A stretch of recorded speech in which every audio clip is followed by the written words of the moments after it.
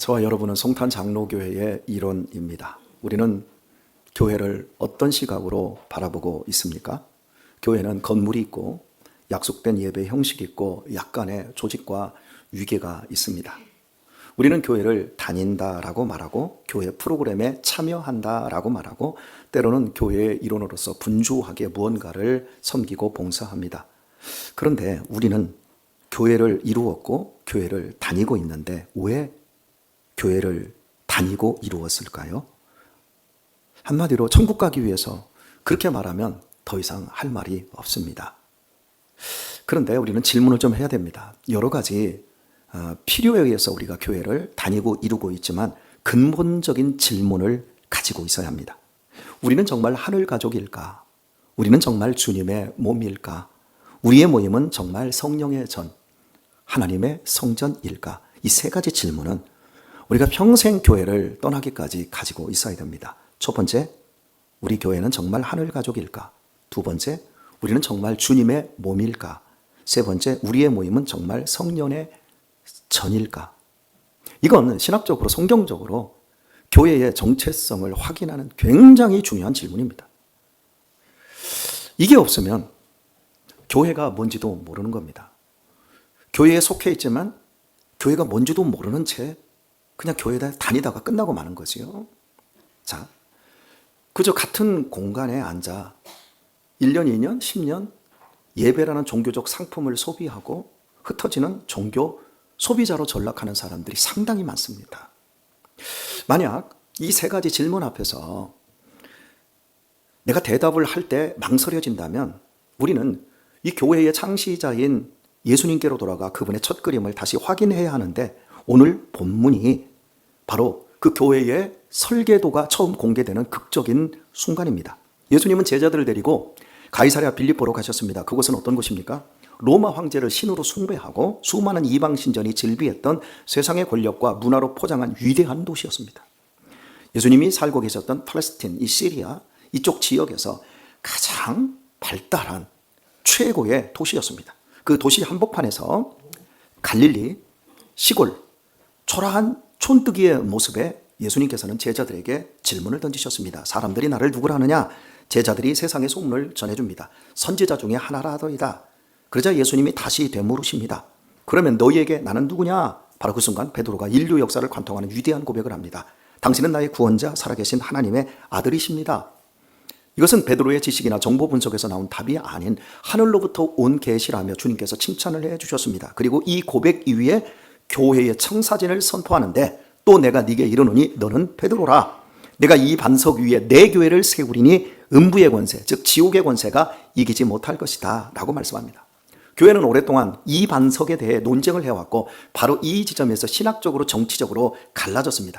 카톨릭은 이 반석이 베드로다, 베드로라는 사람이라고 주장했고 어떤 이들은 그저 고백일 뿐이다, 개념일 뿐이다 라고 말을 했습니다. 하지만 본문을 보면 예수님의 그림은 이보다 훨씬 더 큽니다. 원문을 보면 반석이라고 하는 단어는 페트라인데 베드로 역시 페트라입니다. 근데 이걸 인칭 대명사로 바꾸면 페트로스입니다. 그러니까 이 반석은 페트라이고 이 베드로라고 하는 이름의 사람은 페트로스입니다. 예수님은 일종의 워드플레이, 단어 가지고 장난을 치신 겁니다. 그래서 더 확고하게 당신이 하시고자 하는 말씀이 무엇인지를 드러내신 거예요. 그러니까 이 반석은 베드로가 했던 신앙 고백의 대상이신 예수 그리스도 당신 자신을 의미합니다. 이 반석 위에 내가 내 교회를 세운다라고 했을 때 주는 그리스도, 나의 구원자, 하나님의 아들이십니다 라고 하는 이 고백인 내가 그 위에 교회를 세우겠다라는 겁니다. 즉 예수 그리스도를 삶의 중심, 삶의 소망, 삶의 기준, 삶의 모든 것으로 삼은 인생들 위에 교회를 세우겠다라는 뜻입니다.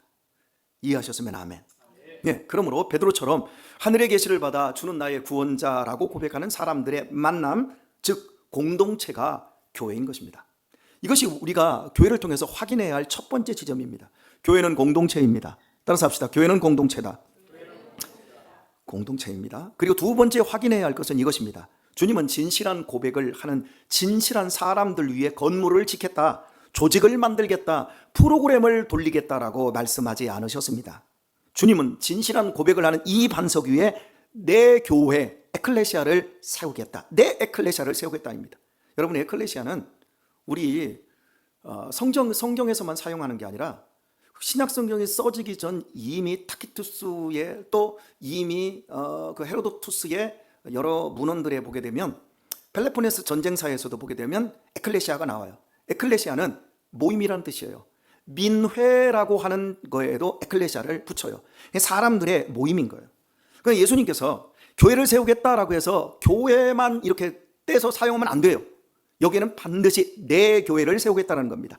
많은 공동체가 있고 많은 조직이 있는데, 사람 조직이 있는데, 거기에서 예수님은 내 교회를 세우겠다라고 분명히 말씀하셨어요. 적용을 해보면 이렇습니다. 능력 있는 어떤 뛰어난 개인의 이름으로 교회를 세우겠다라가 아니에요. 서로 뜻과 마음이 맞는 사람들끼리 모인 단체로 이루어진 교회를 세우겠다라는 것도 아닙니다. 오직 주님께서는 주는 그리스도시요 살아계신 하나님의 아들이십니다 라고 고백하는 사람들을 통해 누구의 교회를 세우겠다? 내 교회, 예수님의 교회, 목사의 교회가 아니라 우리들의 교회가 아닌 내 교회를 세우겠다. 이것이 여러분 핵심이에요. 굉장히 중요한 신학적 주제입니다. 교회는 정리해보면 교회는 세상으로부터 예수님의 교회를 세우고자 불러냄을 받은 사람들의 모임. 누구의 교회를 세우고자? 아니, 불러내는 건 알겠는데 누구의 교회를 세우고자? 예수님의 교회를 세우고자 불러낸 겁니다. 송탄 장로교회는 누구의 교회? 예수님의 교회. 이 건물 저희가 매입하고 리모델링 하자. 아유, 목사님 돈 벌으셨네요. 그냥 얼굴 확 분대버려야 돼. 그렇게 인사를 저한테 하더라고요. 세상으로부터 예수님의 교회를 세우고자 불러냄을 받은 사람들의 모임, 즉 공동체인 겁니다. 교회는. 자, 목사를 포함하여 우리는 우리 자신의 교회를 세우는 것이 아니라 주님의 교회를 세워가는 것입니다. 우리들이 지난 세월 한국교회의 가팔랐던 성장 곡선에서 확인한 것은 목사의 개인적인 역량이었습니다. 탁월한 설계와 뛰어난 영성을 가진 목사님이 있는 교회는 엄청나게 성장하는 것을 모두 목격을 했습니다. 그러나 아쉽게도 이름을 떨친 대부분의 교회들이 자식이나 사위에게 교회를 세습하고 말았습니다. 이로써 교회가 주님의 교회가 아닌 인간의 교회로 전락한 교회임을 스스로 증명한 것입니다. 예수님께서 세우고자 하셨던 교회는 하나님을 아버지로 한 새로운 하늘 가족입니다. 그리스도를 머리로 한 유기적인 몸입니다. 성령께서 거하시는 거룩한 성전이었습니다. 이것이 교회의 본질입니다. 놀라운 사실은 이 본질을 붙들었던 초대교회의 모습입니다. 초대교회는 오늘날 우리가 가진 조직도 건물도 심지어 신약성경도 없었고 더욱이 목사도 없었습니다. 하지만 그들은 300년 이상 교회를 없애고 기독교인들을 죽이는 핍박 속에서도 폭발적으로 성장을 했습니다. 그 원동력은 무엇이었을까요? 생각해 보세요. 조직도 없었고 건물도 없었고 심지어 신약성경도 목사도 없었습니다. 그들은 가정에서 모였습니다. 그런데 300년 동안 교회가 폭발적으로 성장했어요. 그 원동력이 뭐예요? 초대교회는 단지 모이는 공동체가 아니었습니다. 다니는 공동체가 아니었습니다. 그들은 그리스도를 머리로 한 유기적인 몸이었고 성령이 실제로 거하시는 거룩한 성전이라는 자기 인식을 갖고 있었습니다. 그들은 육신의 이기적인 가족을 넘는 실제 하늘 가족이었습니다. 그리고 그들은 신앙의 이해를 삶으로 증명했습니다. 이게 사도행전 앞부분에 나오는 내용이에요. 그리고 그 나머지 부분은 거의 한 300년 이상 펼쳐지는 이 핍박기의 내용은 고대의 문헌, 로마의 여러 가지 사료들을 통해서 우리가 볼 수 있는데 이제 그것들을 하나하나 제가 짚어보도록 하겠습니다. 3세기입니다. 역병이 창궐하던 시기에 알렉산드리아의 감독 디오니우스는 당시 상황을 이렇게 기록을 해두었습니다. 그대로 읽어드릴게요. 대부분의 우리 형제들은 지극한 사랑으로 서로 굳게 붙들고 병자를 두려움 없이 찾아 돌보며 이웃의 질병을 자기에게로 옮겨오고 기꺼이 그들의 고통을 받아들였다. 그리고 남을 간호하다가 끝내 죽음에 이르기도 했다. 역병 때 그리스도인들이 펼친 이야기입니다. 이런 헌신은 단지 교회에서만 드러나는 것이 아니었습니다. 당시 이방인조차 그들의 사랑을 분명하게 보았습니다. AD 362년 황제 율리아누스는 로마의 국가신을 섬기는 대사제 아르사키우스에게 보낸 편지에서 이렇게 말하고 있습니다. 유대인 중에는 거지들이 없다. 불경한 그리스도인들은 자기들의 가난한 자들뿐만 아니라 우리의 가난한 자들까지 부양한다는 것은 우리에게 너무나 큰 수치다. 육신의 가족을 뛰어넘는 교회 공동체적인 사랑, 이 사랑이 세상의 눈에도 보이는 증언이 되었던 것입니다.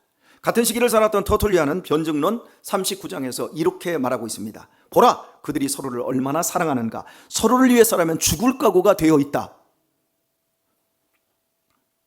당시 그리스도인들은 세상을 말로 설득하기보다 삶으로, 목격으로 설득을 했습니다. 이 눈에 보이는 사랑이 사람들을 교회로 이끌었습니다. 세상에 없던 매력적인 공동체였기 때문입니다. 사회학자 로드니 스타크는 초대교회의 성장률을 이렇게 추정합니다. 10년마다 약 40%씩, 연 환산 약 3.54%씩 성장했다. 여러분, 우리 한국교회는 이걸 넘어버렸어요. 대형 교회들은 10년마다 약 40% 성장하는 게 아니라 1년마다 200%씩 성장하는 교회들도 있습니다. 현재. 아니, 많았어요, 그동안. 엄청난 수치이죠. 그런데 그 내용을 들여다보면 완전히 달라요. 이 성장에는, 초대교회의 이 성장에는 정교한 조직도, 예배당도, 완성된 신약 정경도, 목사도 없었습니다. 성경이 없었다라는 이 사실. 신약 성경 27권이 확정된 것은요, AD 367년 아타나시우스의 부활절 서신이 최초의 사례로 꼽힙니다. 그렇다면 여러분 생각해 보세요. 그 사람들은 성경도 없었고 목사도 없었어요. 조직도 없었어요. 그냥 가정에서 모여요. 그리고 모이는 사람들을 로마 정부는 쫓아다니면서 잡아서 그들을 죽입니다. 그런데 어떻게 10년마다 40%씩 성장하여 결국 로마가 기독교화되고 국교화되는 데까지 나가게 되었을까요? 한 가지 딱 있습니다. 이유는 그들은 실제로 예수님의 부활을 보고 믿은 거예요. 천국을 실제로 그들은 믿은 거예요.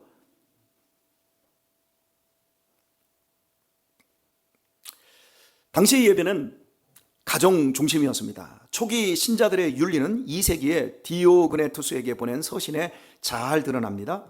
그대로 한번 읽어드릴게요. 그들은 식탁은 함께 하지만 침상은 함께 하지 않았으며 세상의 법을 순종하되 삶으로 그 법을 능가하는 자들이다. 역사를 보면 가족 공동체로서 종교 집단은 매우 많았습니다. 지금도 가족 공동체의 종교 집단들이 많습니다. 그러나 가족 공동체로서 종교 집단이 만들어지면, 그래가지고 밀접해지면요, 윤리가 무너집니다. 즉 밥만 같이 먹는 것이 아니라 아내도 남편도 서로 교환하는 비윤리성을 보입니다. 이게 가족 공동체의 한계입니다. 그러나 기독교인들은 달랐습니다. 밥을 함께 먹는 가족 공동체, 농밀한 가족 공동체임에도 불구하고 탁월한 윤리성을 가진 겁니다. 세상이 보기에 기독교인들은 상상으로만 꿈꾸던 아름다운 공동체를 이루고 또 닮고 싶고 배우고 싶은 사람들이었던 겁니다. 코로나19 역병이 왔을 때 우리 한국교회는 어떻습니까? 세계 제1의 교회가 질변 한국교회가 어떻습니까? 세계에서 가장 큰 교회 10대 교회가 대한민국에 있습니다. 이 코로나 때 우리는 어땠습니까? 전도는커녕 공동체를 지키지도 못하고 얼마나 많이 무너졌습니까? 코로나 때 이탈한 사람들이 200만 명입니다.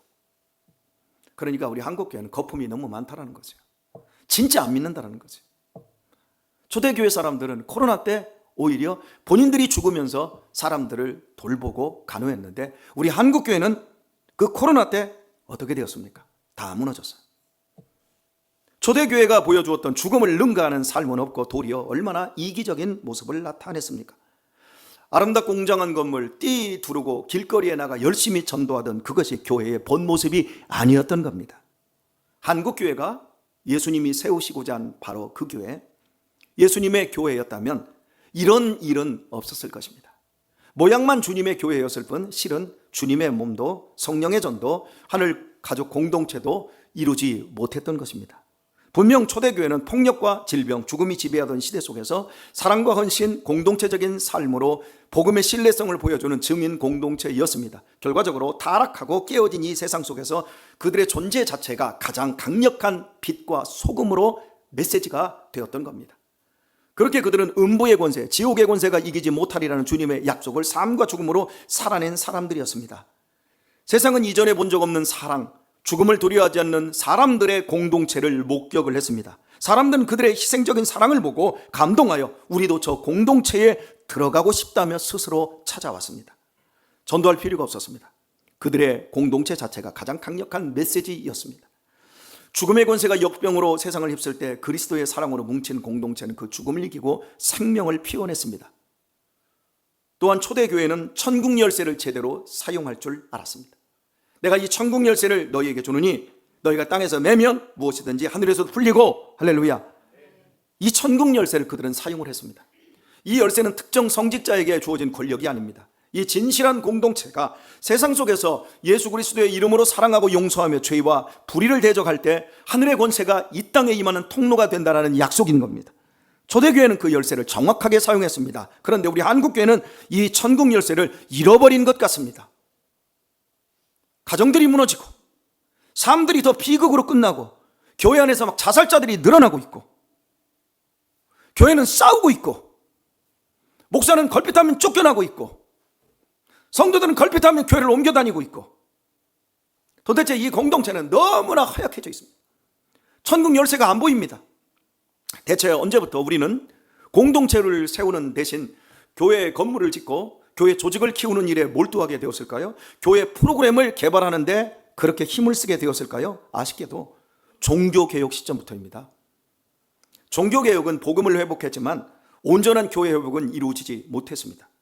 교리는 바로잡았지만 교회론에 있어서는 1200년간 지속된 로마 카톨릭의 조직 중심적 모습을 상당 부분 답습을 했습니다. 종교개혁이 이루어졌지만 교리적인 개혁만 이루어졌을 뿐 교회 개혁은 이루어지지 못했던 겁니다. 이유는 개혁자들이 초대교회를 보지 못했기 때문입니다. 실제 유럽의 개혁교회의 성지를 가보면 외형적으로 카톨릭 교회의 건물과 별다를 것이 없음을 확인하게 됩니다.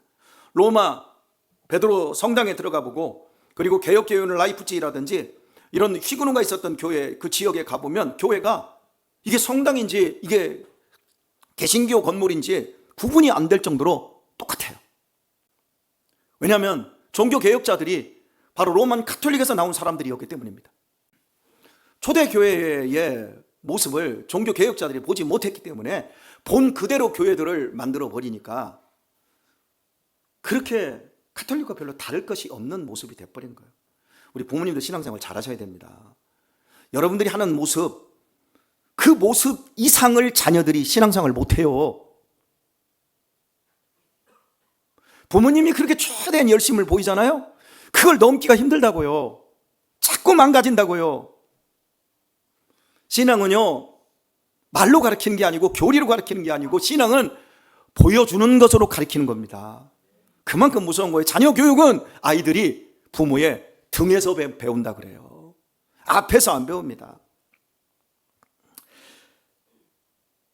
개혁교회는 카톨릭에 비해 공동체성이 훨씬 강력하지만 그래도 본질적인 진실한 공동체와는 상당한 거리가 있습니다. 카톨릭은 예전 중심, 사제를 중심으로 하는 권력 중심의 교회인 반면 우리 같은 개혁교회는 설교 중심, 예배 중심의 거대한 조직을 만들었습니다. 그 결과가 무엇입니까? 목회자들은 조직 운영과 프로그램 진행에 에너지를 소비합니다. 기업 중심의 경영 전략을 구사합니다. 성도들은 사랑의 관계를 맺기보다 종교 서비스를 선호합니다. 말씀의 은혜 받으면 프로그램이 좋으면 그것으로 다 되는 줄 압니다.